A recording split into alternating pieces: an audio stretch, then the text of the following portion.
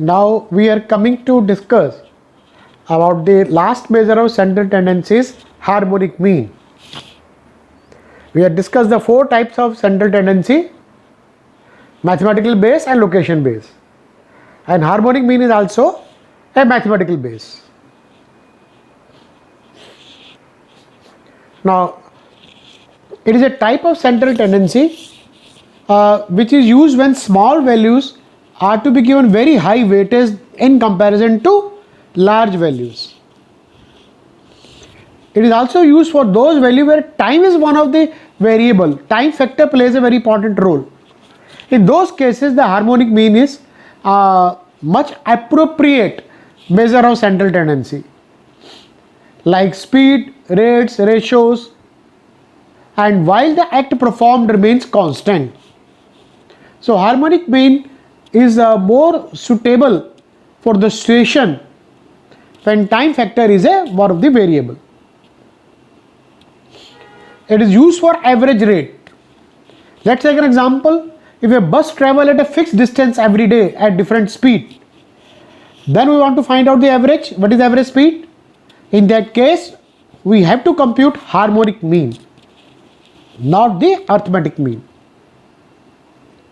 So average speed, then the harmonic mean is calculated by dividing total distance by the total time. So it is useful when inverse relationship exists, that is speed and time are inversely related for a fixed distance. So it is relevant when distance is fixed from trial to trial and time is variable. But in reverse case, when time is constant and distance varies, then arithmetic mean is more relevant in that case. What is the formula for harmonic mean? Now harmonic mean for n observations are x1, x2, xn given by n raised divided by summation of 1 to n by 1 by xi. This is for ungroup and for ungroup frequency distribution. It is small n is replaced by capital N, and xi is the midpoints of the class interval of observation, and fi is our corresponding frequency, as we have used in our previous measure of central tendency. Let the speed observed on national highway for 50 vehicles are given. Now we have to compute the harmonic mean. So there are number of vehicles, 5 vehicles with a speed of 40 to 50, 10 vehicles in the range of 50 to 60, 15 in the range of 60 to 70, 11 in the range of 70 to 80, 2 in the range of 80 to 90, and 4 in the range of 90 to 100, and 3 specialist, super specialist vehicle which are in the range of 100 to 110. So 50 vehicles are being observed and that data is presented. Now just see how the harmonic mean is to be calculated. Again the procedure is same. First of all, we have to calculate the midpoints. What are midpoints? For 40 50s, 45, 55, 65, 75, 85, 95 and 105. And then from the midpoint we are going to calculate 1 by xi. So that gives us 0.022, 0.018, 0.015, 0.013, 0.011, 0.010, 0.009, and multiply this value by fi, that is the frequencies. That is 0.111, 0.181, 0.230, 0.146, 0.023, 0.0421, 0.028. So comes out to be 0.7645. So harmonic mean is 50 divided by 0.7645. That works out to be 65.4. So on a national highway we can say speed is 65.4 km per hour, and if we compute the arithmetic mean, it works out to be 68.8 km per hour. And normally another transport planner you have to think, are you using, whenever you are showing the speed graph or speed data, the correct technique which you are using it?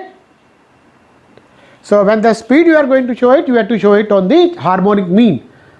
You should not use arithmetic mean for that purposes. Now another example, let a motorist travel from his home to office at a speed of 60 km per hour and return back with a speed of 70 km per hour.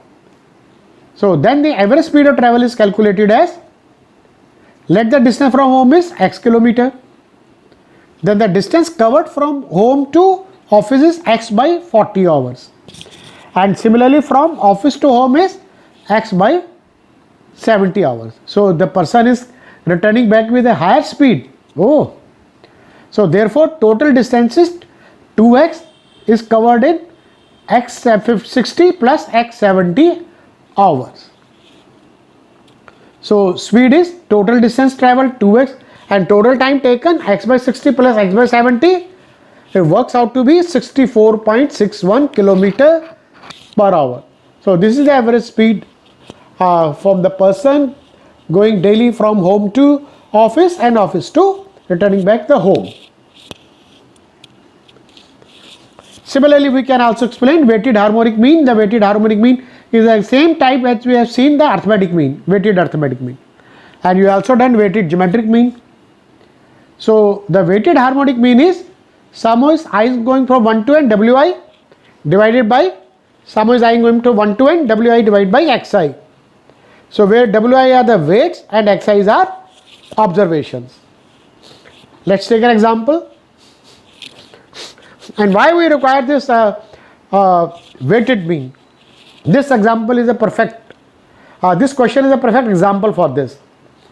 Let a traveler makes a trip which includes a distance of 80 km travel by a bus at a speed of 40 km per hour and 600 km by a train at a speed of 60 km per hour and 2000 km by plane at speed of 600 km per hour. Now compute the average speed. Now you can say there are different modes. So we are mixing the different modes and then coming up the what is the average speed. So x's are 40, 60, 600 and weights are 80, 600 and 2000. So sum of weights is 2680. So the formula is wi divided by xi. So that gives me 80 by 42, 600 by 60, 10, 2000 by 600, 3.33. So average speed works out to be 2680 divided by 15.33, that is 174.82 kilometer per hour. We can see on the average you are traveling at this speed. So this is the meaning of weighted harmonic mean, where we can use in this type of examples. Now what are the advantages and disadvantages? Advantages are it is rigidly defined and mathematical operations are possible, but not advisable for business problem, because the time is more important and the distance is the another factor. But here, yes, in business problem time is also there, but still not advisable that for business problem. It is using all observation used when time factor is variable and act perform remain constant. That is important, act perform remain constant. It is most stable when it is desired to give greater weight to smaller observation and less to larger ones. Now disadvantages are, it is only a summary figure and may not be the actual item in this series. Yes, this is not the part of the series. It is rarely used for group data. And if one of the observation is 0, then it is not defined. So these are the disadvantages of the harmonic mean also. What is the relationship between mean, mode, median, geometric mean and harmonic mean? So at the end of the day, we are now going to conclude by comparing all these 5 measures of central tendency. When distribution is symmetrical, then arithmetic mean is equal to mode is equal to median, that we already seen. And in case of unimodal and moderatorily asymmetrical distribution, then mode is equal to 3 times median is equal to 2 times mean. And for skewed distribution, median lies between mean and mode. So in this case, median is suitable for studying the central tendency. So we have to see the skewness or a symmetrical in that distribution, and accordingly we can choose which mode we should use it.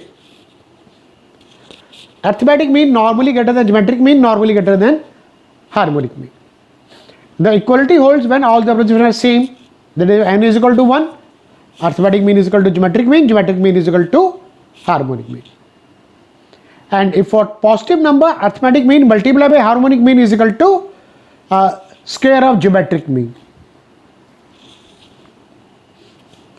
If observation are ax square, axn minus 1 raised to power an minus 1, then arithmetic mean is a into 1 minus x to the power n divided by n into 1 minus x.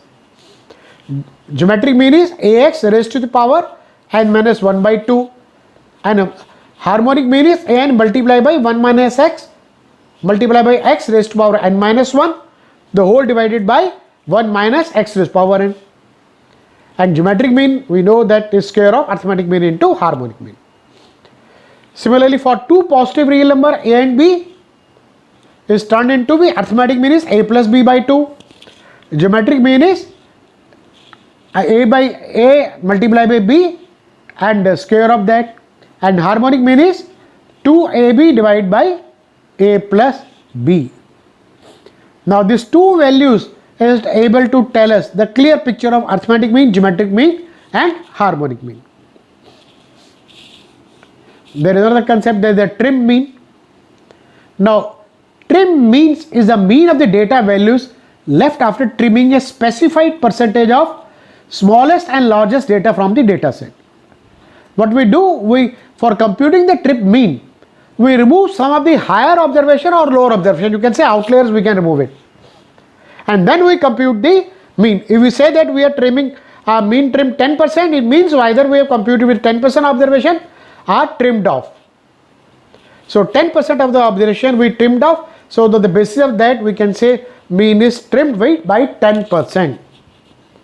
So it is an example of robust statistics, that is the resistance to gross error, because outlier will give us a very different picture. We have just seen that in the last discussion when we are comparing mean, median and mode. So one of the cinema theater where ticket is so high that spoils the whole game of averages. So it is better to be trimmed out those type of data which is you can say it is a outlier type of data. The mean can be heavily influenced by extreme value. So we can trim it, trimming is you can say is valid. So in the tails of a variable.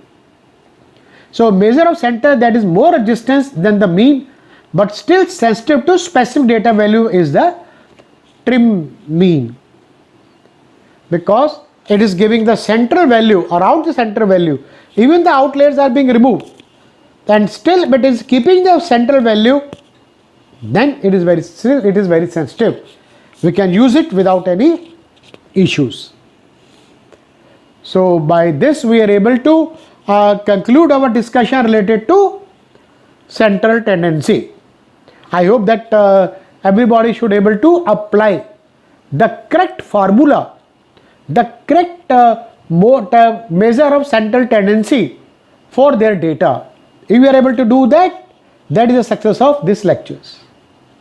Okay, thank you very much. Thanks a lot.